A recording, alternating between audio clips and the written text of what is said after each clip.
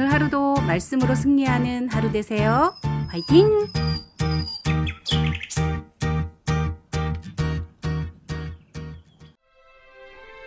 이스라엘 자손이 여호와의 목전에 악을 행하여 바알들을 섬기며 애굽 땅에서 그들을 인도하여 내신 그들의 조상들의 하나님 여호와를 버리고 다른 신들 곧 그들의 주위에 있는 백성의 신들을 따라 그들에게 절하여 여호와를 진노하시게 하였으되 곧 그들이 여호와를 버리고 바알과 아스타롯을 섬겼으므로 여호와께서 이스라엘에게 진노하사 노략하는 자의 손에 넘겨주사 그들이 노략을 당하게 하시며 또 주위에 있는 모든 대적의 손에 팔아 넘기심에 그들이 다시는 대적을 당하지 못하였으며 그들이 어디로 가든지 여호와의 손이 그들에게 재앙을 내리시니 곧 여호와께서 말씀하신 것과 같고 여호와께서 그들에게 맹세하신 것과 같아서 그들의 괴로움이 심하였더라. 여호와께서 사사들을 세우사 노략자의 손에서 그들을 구원하게 하셨으나 그들이 그 사사들에게도 순종하지 아니하고 오히려 다른 신들을 따라가 음행하며 그들에게 절하고 여호와의 명령을 순종하던 그들의 조상들이 행하던 길에서 속히 치우쳐 떠나서 그와 같이 행하지 아니하였더라. 여호와께서 그들을 위하여 사사들을 세우실 때에는 그 사사와 함께 하셨고 그 사사가 사는 날 동안에는 여호와께서 그들을 대적의 손에서 구원하셨으니 이는 그들이 대적에게 압박과 괴롭게 함을 받아 슬피 부르짖음으로 여호와께서 뜻을 돌이키셨음이거늘 그 사사가 죽은 후에는 그들이 돌이켜 그들의 조상들보다 더욱 타락하여 다른 신들을 따라 섬기며 그들에게 절하고 그들의 행위와 패역한 길을 그치지 아니하였으므로 여호와께서 이스라엘에게 진노하여 이르시되 이 백성이 내가 그들의 조상들에게 명령한 언약을 어기고 나의 목소리를 순종하지 아니하였은즉 나도 여호수아가 죽을 때에 남겨둔 이방 민족들을 다시는 그들 앞에서 하나도 쫓아내지 아니하리니 이는 이스라엘이 그들의 조상들이 지킨 것 같이 나 여호와의 도를 지켜 행하나 아니하나 그들을 시험하려 함이라 하시니라. 여호와께서 그 이방 민족들을 머물러 두사 그들을 속히 쫓아내지 아니하셨으며 여호수아의 손에 넘겨주지 아니하셨더라. 오늘 본문 말씀은 사사시대의 이스라엘 백성들의 삶의 패턴을 설명하고 있습니다. 먼저 하나님의 은혜로 가나안 땅에 입성하게 되었는데 그곳에서 하나님의 말씀에 불순종하고 하나님 중심으로 살지 않았습니다. 하나님을 버리고 바알과 아스다롯을 섬겼습니다. 거짓 신과 우상을 숭배했습니다. 이스라엘의 이러한 배교에 대하여 하나님은 어떻게 하셨습니까? 본문 14절부터 15절 말씀을 보면 하나님이 진노하셨고 그들을 노략하는 자들의 손에 넘겨주셨고 대적들의 손에 팔아 넘기셨다고 말씀합니다. 그들이 어디를 가든지 여호와의 손이 그들에게 재앙을 내리셔서 그들의 괴로움이 심하였다고 기록하고 있습니다. 고난과 고통을 당하게 되면 그 다음 단계로 그들을 불쌍히 여기시고 사사를 보내셔서 그들을 삶의 위기와 고난으로부터 구원하여 주셨습니다. 그리고 하나님의 은혜로 다시 평안을 되찾으면 다시 하나님을 떠나서 불순종하며 세상에 빠져서 살아갑니다. 그러면 또다시 하나님의 진노로 인한 고통이 가해지고 하나님께 부르짖고 사사를 통해서 다시 그들을 구원해 주십니다. 이러한 패턴을 끊임없이 반복하는 삶을 살았던 시대가 바로 사사시대 이스라엘 백성들이었습니다.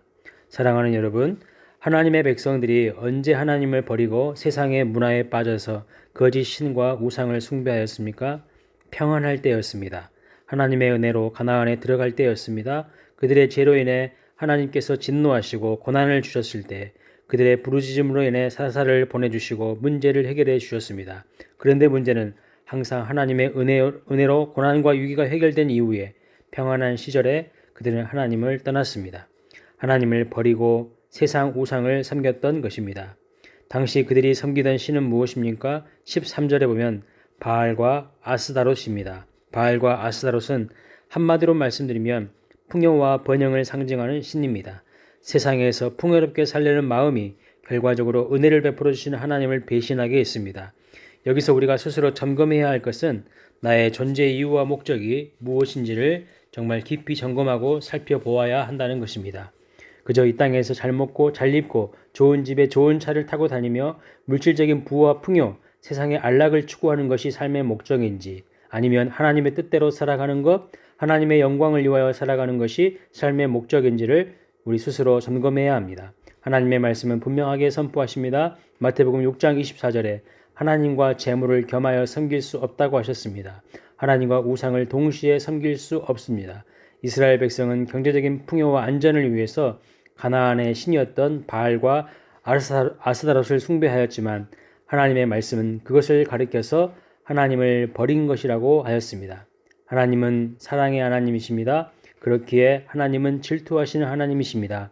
우리의 마음이 다른 대상에게 한눈 팔고 있을 때 하나님은 진노하신다는 것을 알아야 합니다. 우리가 누군가를 사랑하면서 또 다른 누군가를 사랑한다는 것은 그 사랑의 진정성을 의심하게 되고 그 사랑은 온전한 사랑이라고 할 수 없는 것입니다. 하나님은 우리와 사랑의 관계를 맺기 원하십니다. 그래서 구약 성경을 보면 우리를 가리켜서 신부라는 표현을 많이 하고 있습니다. 하나님은 우리의 신랑이십니다. 결국 이러한 언약의 관계, 부부의 관계를 먼저 깨뜨리고 다른 대상을 의지하고 쫓아가는 잘못된 길로 나아가서 타락함으로 이스라엘은 전국적으로 멸망하게 됩니다. 하나님의 진노로 인해 핍박과 고난을 당할 때에 하나님은 그들에게 사사를 보내셔서 그들을 구원하십니다. 하지만 먼저 그들이 구원을 요청했다는 언급이 없습니다. 하나님의 인자와 긍휼하심이 동기가 되어 그들을 구원한 것입니다. 하지만 이스라엘은 감사하지 않았고 하나님이 보내신 사사에게 순종하지 않았고 우상 숭배의 삶도 돌이키지 않았습니다. 오늘 우리는 어떻습니까? 정말 하나님을 마음 다해 사랑하고 있습니까? 혹 온 마음과 힘과 정성을 다해 하나님을 사랑함에 있어서 장애물은 무엇입니까? 그것을 어떻게 하고 있습니까? 마태복음 18장 8절 9절에 이렇게 말씀하십니다. 만일 내 손이나 내 발이 너를 범죄하게 하거든 찍어버리라. 장애인이나 다리 저는 자로 영생에 들어가는 것이 두 손과 두 발을 가지고 영원한 불에 던져지는 것보다 나으니라.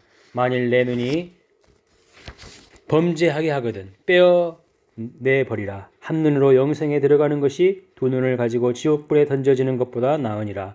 주님은 우리에게 하나님을 사랑하지 못하게 하고 세상에 빠져 범죄하게 하는 것은 자기의 손과 발과 눈이라고 할지라도 과감하게 찍어버리라고 하십니다. 그 범죄함으로 지옥에 가는 어리석은 삶을 살지 않기 위해서 죄악의 삶을, 하나님이 싫어하시는 삶을 과감하게 버리는 결단을 요구하시는 것입니다. 세상에 그 무엇이 아까워서 그것이 너무 좋아서 거기에 빠져 있다가 하나님의 진노를 면치 못하게 됩니다. 이스라엘 백성들처럼 죄의 악순환을 끊고 순종의 선순환을 시작하시기 바랍니다. 잘못된 삶의 패턴을 버리고 온 마음 다해 하나님을 사랑하시는 우리 모두가 될 수 있기를 주님의 이름으로 축원합니다.